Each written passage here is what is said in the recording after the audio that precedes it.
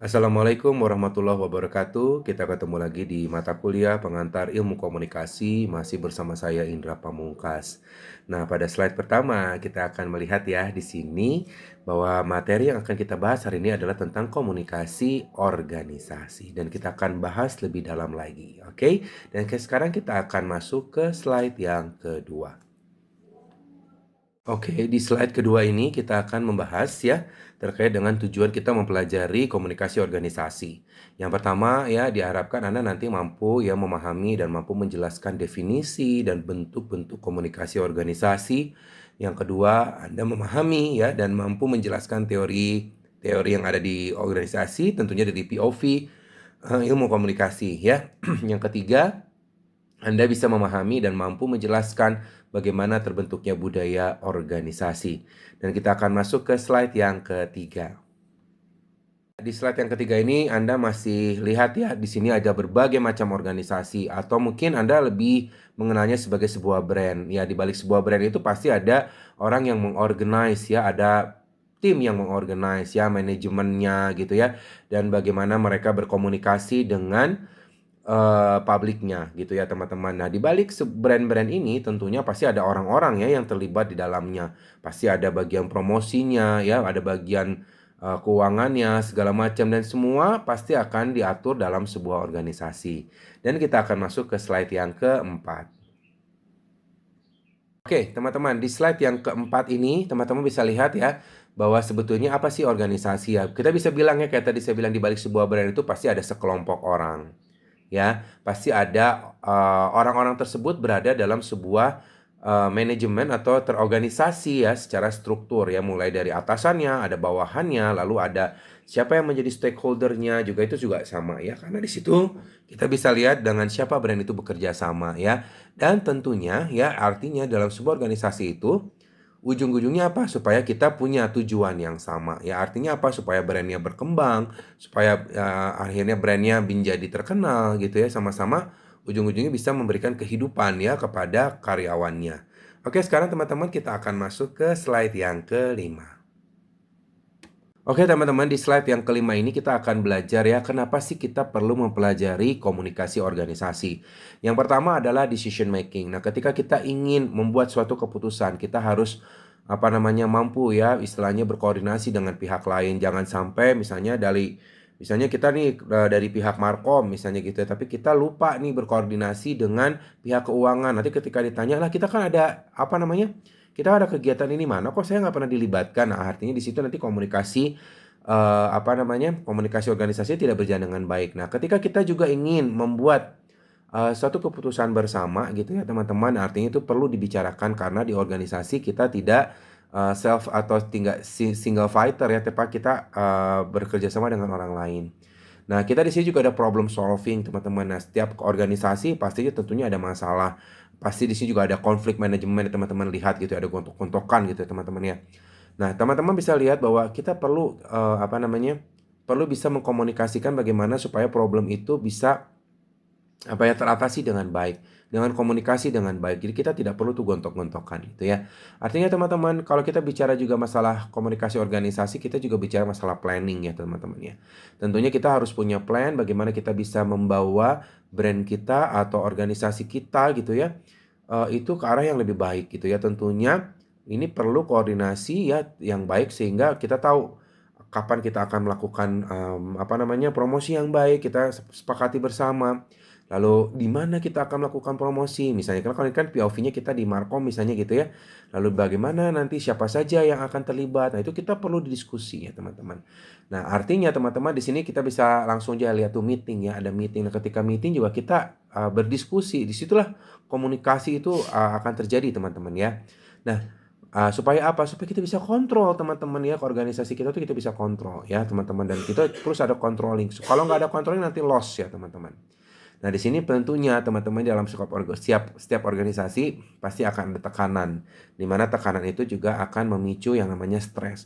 Nah, stres juga perlu di-manage ya teman-teman. Makanya kita kena istilah stress management. Bagaimana supaya kita bisa berkomunikasi antar bagian dengan baik ya, supaya kita bisa mengelola stres dengan baik. Apalagi kalau udah namanya hectic gitu teman-teman ya, bawaannya kan kita pengen marah misalnya seperti itu. Nah, makanya kita perlu nih stress management ya teman-teman. Jadi supaya mungkin biasanya di setiap perusahaan atau perusahaan yang besar, misalnya seperti TELU ini sekarang gitu ya teman-teman, ya kampus besar misalnya seperti itu, dia pasti ada pengelolaan bersama psikolog-psikolog misalnya seperti itu ya, supaya dia bukan hanya mahasiswa aja, mungkin dosen-dosen juga bisa stres gitu ya ketika ada tuntutan nih misalnya segala macam ada tuntutan ya, kalau misalnya dosen kan ada tuntutan untuk publikasi tapi dia harus mengajar juga belum penugasan juga, jadi artinya teman-teman di sini kan kita perlu ada namanya pengelolaan stress management ya teman-teman, gini mas supaya kita bisa mengatur waktu dengan baik, supaya kita bisa mengelola stres kita dengan baik gitu teman-teman ya, karena kan kita kerja untuk tetap sehat ya teman-teman ya.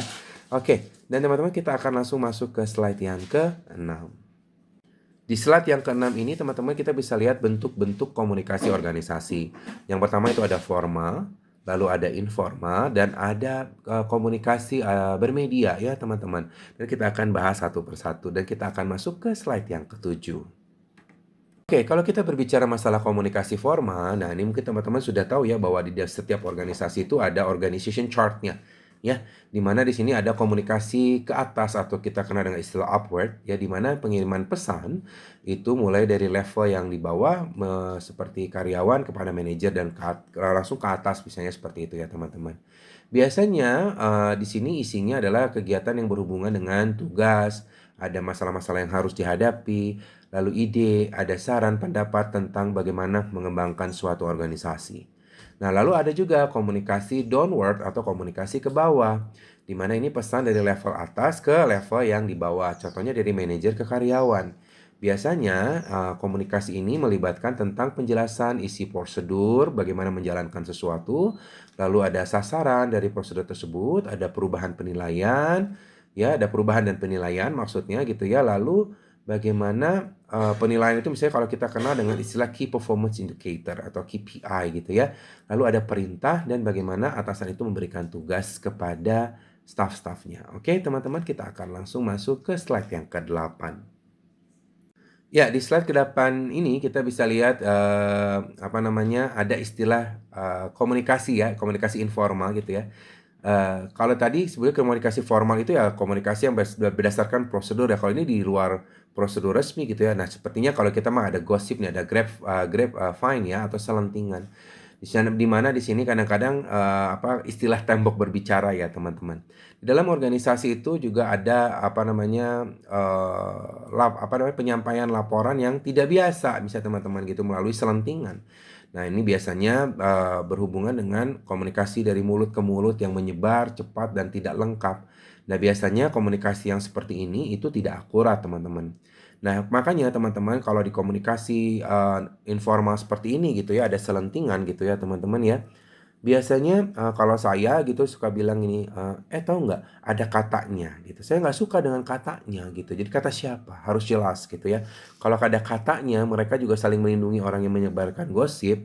Ya artinya itu nggak bisa dibilang bahwa itu akurat gitu teman-teman. Jadi kalau berani mengatakan gitu ya, kata siapa gitu. Oh kata si A, lu kayak gini Yandra gitu. Nah benar nggak gitu ya, kita harus cross check gitu teman-teman. Tapi kalau katanya saya suka nggak anggap teman-teman ya, karena kalau katanya itu ya akhirnya cuma jadi gosip atau selentingan belaka. Dan kita akan masuk ke slide yang ke-9. Di slide yang ke-9 ini teman-teman bisa lihat bahwa di sini ada komunikasi berbantuan komputer atau yang dimediasi oleh komputer. Tentunya setiap organisasi itu komunikasi tatap muka kadang ya bisa ada masalah juga ya, misalnya satu lagi pameran, satu lagi di kantor, satu lagi di mana. Nah, sekarang apalagi udah banyak ya dengan bermediasi dengan melalui media seperti apa? Seperti ada komputer gitu ya teman-teman. Nah, di sini contohnya kita bisa lewat email, bisa lewat SMS, video conference atau Zoom gitu ya.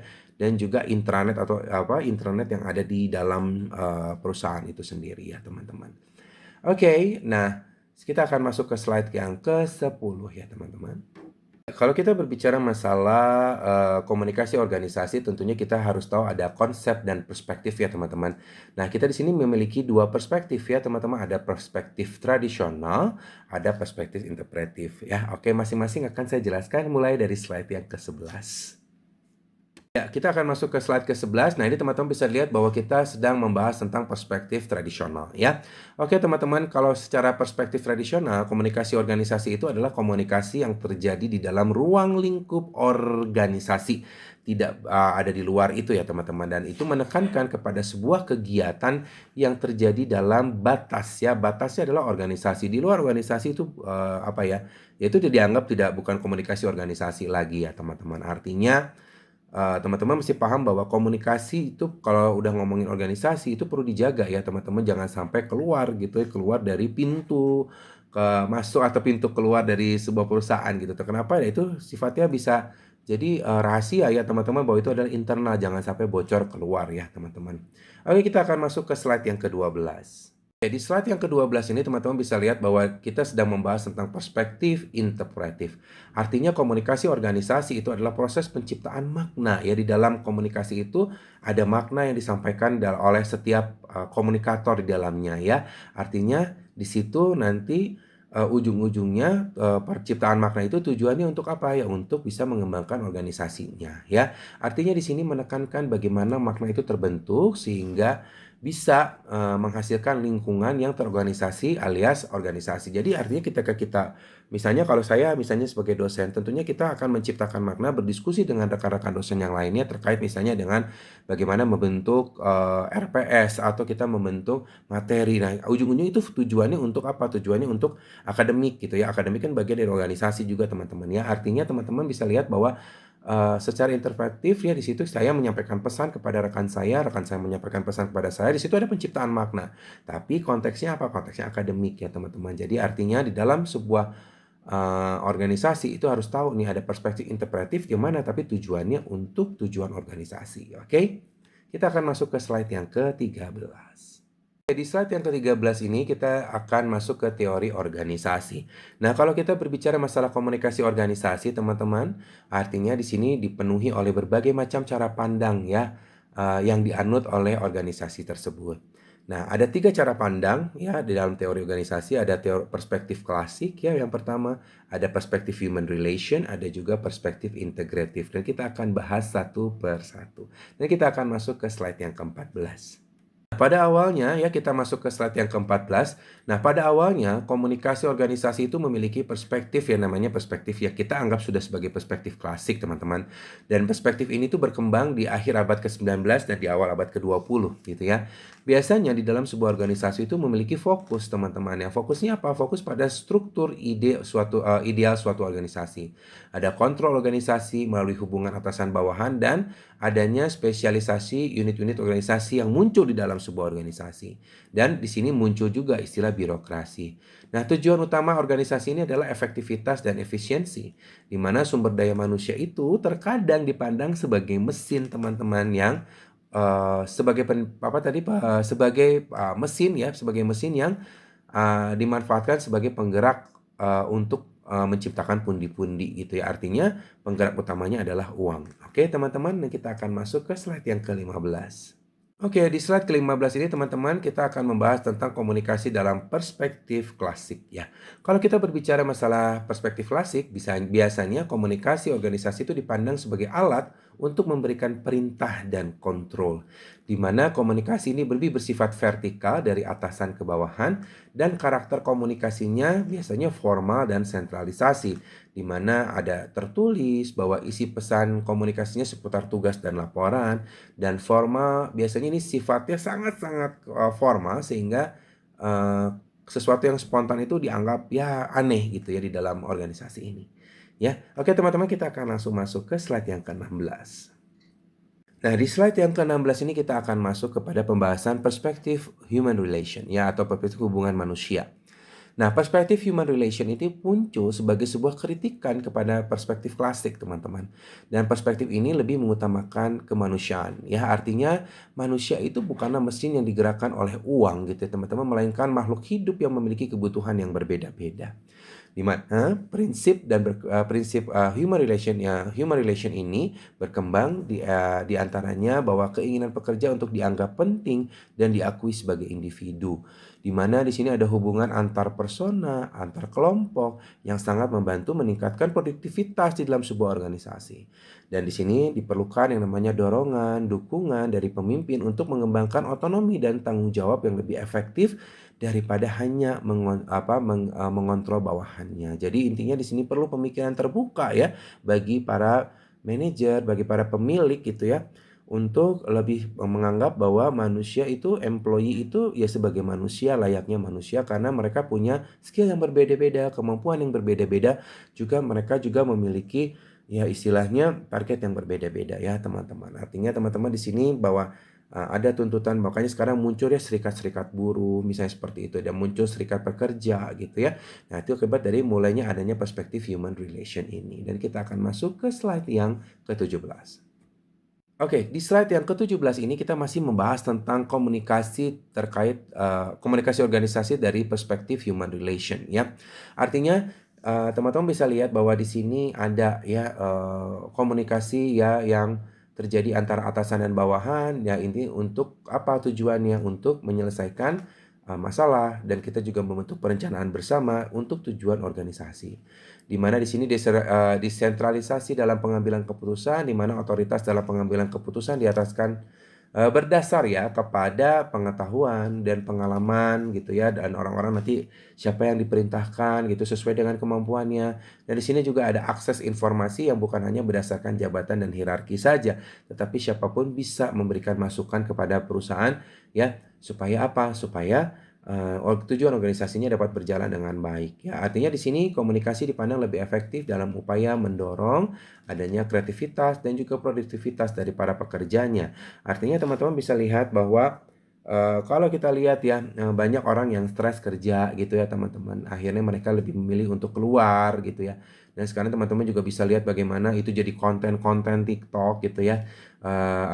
Diperintah nih kalau angkatan dulu katanya lebih kuat gitu ya. Terus kalau angkatan sekarang, aduh aku harus ketemu sama psikolog aku misalnya seperti itu. Aduh aku butuh healing. Kalau yang dulu siapa, tapi dia tekanan. Biasanya mereka suka bilang aku tetap bisa gitu ya. Dan memang setiap apalagi ditambah lagi dengan munculnya generasi-generasi dan kebiasaan-kebiasaan baru di dalam generasi tersebut. Dan itu juga perlu dipandang bahwa adanya pola asuh yang berbeda ketika mereka besar gitu ya, dan ketika mereka masuk ke organisasi tentunya akan beda ya dengan orang-orang zaman VOC misalnya seperti itu. Ya istilahnya kan sekarang muncul adalah istilah zaman-zaman VOC ya teman-teman.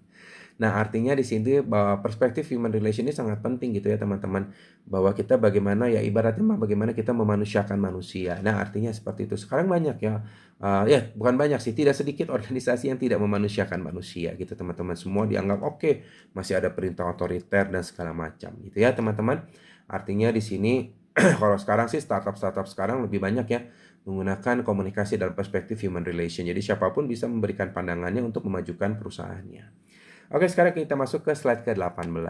Oke, di slide ke-18 ini teman-teman masih bisa lihat di sini bahwa ada indeks kebahagiaan misalnya seperti ya, indeks kebahagiaan perusahaan gitu ya teman-teman. Itu perlu juga gitu ya, kalau sekarang muncullah istilah-istilah indeks kebahagiaan itu, dan makanya kita lihat juga bagaimana karyawan itu bahagia atau enggak, bagaimana stresnya gitu ya, apakah mereka gembira nggak kerja di sana, happy nggak kerja di sana. Dan itu biasanya tugas dari SDM-nya gitu ya teman-teman, untuk wawancara ya, untuk menyebarkan kuesioner gitu ya di setiap semester teman-teman ya. Dan kita akan masuk ke slide yang ke-19. Kalau teman-teman kita bisa lihat ya di slide ke-19 ini ya teman-teman, Anda bisa lihat bahwa sekarang komunikasi itu ya mulai komunikasi organisasi itu ya ada misalnya saat-saat kita makan bersama gitu ya, buka puasa bersama, bukber bersama misalnya seperti, dan juga ada family gathering misalnya contoh. Lalu juga misalnya ada bahasan dengan meeting yang tidak ya dianggapnya bukan tidak formal ya, tetapi lebih chill aja gitu ya. Nah sekarang juga bisa ada karaoke sama-sama misalnya gitu, main band sama-sama, apa supaya mereka tidak stres gitu ketika menjalankan sebuah pekerjaan ya. Artinya biasanya suka ada tuh perusahaan-perusahaan besar yang menyiapkan ruang band misalnya seperti itu, supaya apa? Supaya orang-orang bisa mengekspresikan dulu ya, supaya mereka bisa bebas, supaya nggak ada kesel jadi dikeluarin lewat musik misalnya seperti itu ya teman-teman. Dan kita akan masuk ke slide yang ke-20. Oke teman-teman, di slide yang ke-20 ini kita akan masuk ke perspektif integratif. Nah, kalau tadi kita perspektif human relation itu sudah mulai oke ya teman-teman ya, tetapi sekarang di sini muncul nih perspektif integratif di mana di sini mencoba mengungkap atau melengkapi apa yang kurang dalam perspektif-perspektif sebelumnya teman-teman. Di mana di sini dalam perspektif integratif ya ini biasanya didukung dengan adanya faktor teknologi dan pengaruh dari luar organisasi sebagai faktor yang turut serta mempengaruhi kelangsungan hidup dari sebuah organisasi, teman-teman.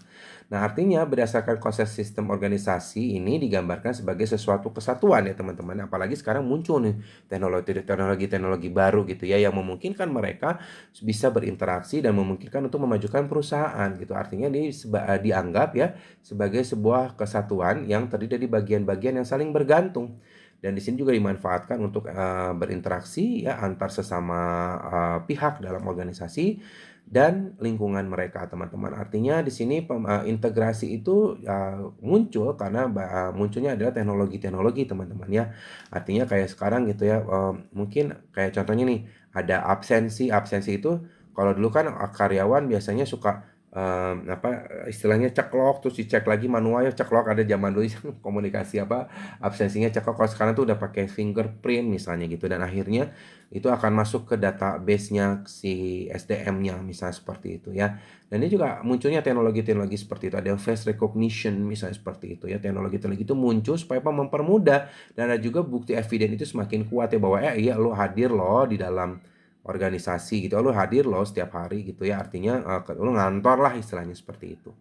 Nah, artinya teman-teman di sini harus terintegrasi kita perlu memiliki pemikiran terintegrasi dengan berbagai situasi gitu ya teman-teman, apalagi kalau munculnya teknologi itu mungkin sekarang teman-teman lagi tidur besok pagi ada sesuatu yang baru. Artinya prinsip-prinsip di dalam organisasi itu perlu adanya kita sendiri perlu bernegosiasi bahwa terhadap diri sendiri ya, tentunya negosiasi terhadap diri sendiri supaya kita selalu siap menerima dinamisnya kehidupan. Oke, kita akan masuk ke slide ke-21. Di slide ke-21 ini teman-teman dilihat bahwa komunikasi dalam perspektif integratif ini ya, teman-teman bisa lihat bahwa perspektif integratif ini melihat bahwa komunikasi yang efektif akan bergantung pada karakteristik ya, bergantung kepada karakteristik dan situasi yang ada di dalam organisasi tersebut, teman-teman. Ya, artinya teman-teman bisa lihat bahwa perspektif ini juga mengingatkan bahwa organisasi itu tidak hanya terbatas kepada komunikasi internal saja, tetapi juga kita juga ada klien loh, ada orang lain loh gitu ya. Bahkan kita bisa hire consultant loh. Ada komunikasi eksternal juga dengan pelanggan, komunitas, pemerintah, dan aspek lain di dalam misalnya lingkungan yang mempengaruhi kelangsungan organisasi tersebut. Jadi bahwa kita nggak hidup sendiri gitu ya teman-teman, di internalnya nanti kita nggak bisa jualan atau ya apa yang mau kita kalau kita nggak menjalin hubungan dengan orang lain. Makanya external relationnya juga perlu diperhatikan ya teman-teman ya. Oke, kita akan masuk ke slide ke-22. Oke teman-teman, di slide ke-22 ini kita membahas terkait dengan budaya organisasi. Nah, kalau kita berbicara masalah di kelas saya sudah ada ya yang membahas tentang berbudaya organisasi kemarin ya, artinya ada organization cultures ya. Nah, itu adalah tentang bagaimana organisasi itu mengacu kepada satu sistem di mana sistem tersebut akan dianut oleh sama-sama ya, sama-sama semua anggota dari organisasi ya, termasuk dari bosnya gitu ya, termasuk sampai dari atasan sampai bawahan gitu ya. Artinya kalau contohnya kalau kita tuh ada HEI ya, budaya HEI atau budaya Harmony, Excellence, dan Integrity gitu ya. Kalau di TLU kan itu ya budaya organisasinya Harmony, Excellence, and Integrity. Nah, di sini budaya organisasi itu nanti dianut gitu ya, mulai dari rektornya, mulai dari lalu ke dosennya, lalu ke staff-staffnya, sampai ke mahasiswa-mahasiswanya. Nah, itu yang perlu teman-teman perlu kita rancang juga ya supaya kita punya nilai-nilai tersebut dan kita bisa menjalani, dan sebagai ciri khas orang TLU itu pasti akan lebih mengutamakan harmoni, excellence, dan integrity ketika menjalankan aktivitas organisasinya. Oke, sekarang kita akan masuk ke slide yang ke-23.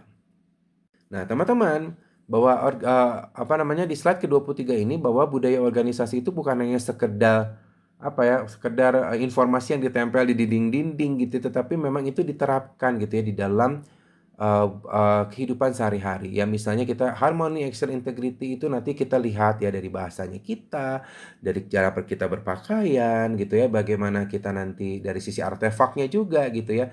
Orang akan melihat gitu ya bagaimana orang-orang TLU ini ketika dilihat oleh perusahaan lain atau ketika juga dilihat oleh pihak eksternal, memiliki kesamaan dan pola pemikiran. Setidaknya kita mengacu kepada hal yang sama, yaitu HEI ya, atau Harmony, Excellence, dan Integrity. Nah, itu tercermin baik secara verbal dan non-verbalnya. Oke teman-teman, nah, kita akan masuk ke slide yang ke-24. Oke teman-teman, kita masuk ke slide ke-24 dan di sini kita akan membahas bagaimana budaya organisasi itu terbentuk ya teman-teman. Yang pertama itu budaya organisasi itu tentunya pemikirannya dari sisinya pendirinya gitu ya. Dari pendirinya dia pengen punya tujuan organisasi, nanti impiannya dia tuh organisasi dia tuh seperti apa sih. Nah, baru si pendirinya itu ya bisa jadi nilai-nilai organisasi itu dari sumbernya dari idealismenya dia. Ya nggak apa-apa, orang dia yang punya kok, misalnya seperti itu ya. Lalu si pendiri itu menyeleksi nih siapa nih yang akan menjadi tim intinya dia, misalnya seperti itu ya. Lalu setelah membentuk tim inti, mereka juga membentuk manajemen ya, manajemen puncak ya, artinya terbentuk dari tim inti organisasi ya. Setelah itu mereka baru tuh melakukan sosialisasi ya kepada berbagai departemen ya, ke seluruh departemen ya, intinya harus menganut sebuah nilai yang diinginkan oleh si pemilik organisasi. Maka setelah itu mereka tahu tuh bagaimana cara berpakaian, bagaimana cara berbicara, bagaimana looknya kita supaya itu jadi supaya itu menjadi ciri khas ya dari kita untuk menunjukkan siapa kita kepada pihak luar ya. Artinya di situ nanti terbentuklah budaya organisasi sesuai yang diinginkan oleh pendirinya. Oke teman-teman, kita akan masuk ke slide yang ke-25. Oke, di slide yang ke-25 ini teman-teman kita bisa lihat di dalam film The Wolf of the Wall Street gitu ya, digambarkan bagaimana si Jordan Belfort atau pemainnya adalah Leonardo DiCaprio ini diajarkan oleh atasannya si Mark Hanna yaitu Matthew McConaughey tentang bagaimana budaya organisasi itu terjadi di dalam sebuah perusahaan pialang ya, di Wall Street ya teman-teman. Kalau misalnya teman-teman bisa menemukan videonya, silakan teman-teman lihat gitu apa yang terjadi di dalam film tersebut. Oke teman-teman. Oke teman-teman, itu saja yang bisa kita sampaikan untuk materi ke-12 tentang komunikasi organisasi. Ya, artinya teman-teman, di sini teman-teman juga nanti kan setelah selesai kuliah, teman-teman akan membentuk sebuah organisasi, ataukah tapi teman-teman akan terlibat dulu di dalam sebuah organisasi. Makanya setidaknya teman-teman nanti sudah punya bekal ya, teman-teman. Sudah punya bekal untuk sebagai pengetahuan ya, sebagai pengetahuan. Jadi supaya teman-teman nggak kaget-kaget amat ketika memasuki sebuah organisasi. Oke teman-teman, saya Indah Pamungkas undur diri. Assalamualaikum warahmatullahi wabarakatuh.